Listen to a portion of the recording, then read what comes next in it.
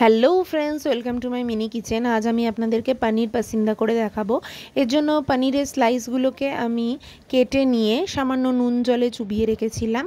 এরপরে আমি রসুন, কাঁচা লঙ্কা, ধনেপাতা, সামান্য আদা আর তেঁতুল এই সমস্ত কিছু নুন দিয়ে পেস্ট বানিয়ে নেবো। সামান্য নুন আর চিনি স্বাদ মতন দিয়ে একটা পেস্ট বানিয়ে নেবো। নিয়ে কিন্তু আমি ওই পনিরটাকে ম্যারিনেট করে রেখে দেবো। আধ ঘন্টার জন্য আমি ম্যারিনেটটা করে রেখে দেব।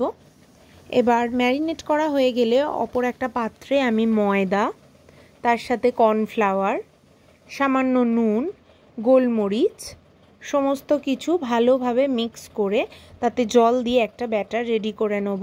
আর এগুলোকে আমায় ডিপ ফ্রাই করতে হবে, সেই জন্য আমি কড়াইতে তেলটা গরম করতে বসিয়ে দিয়েছিলাম, সাদা তেল গরম করতে।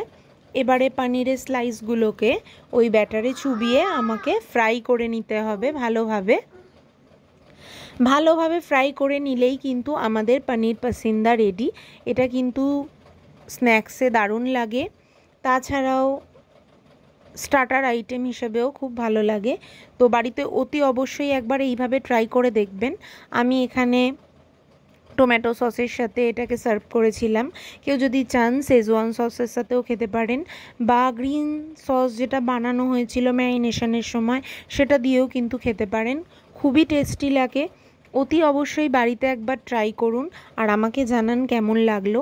আরও নিত্য নতুন ভিডিও পেতে আমার চ্যানেলটাকে অতি অবশ্যই ফলো রাখুন।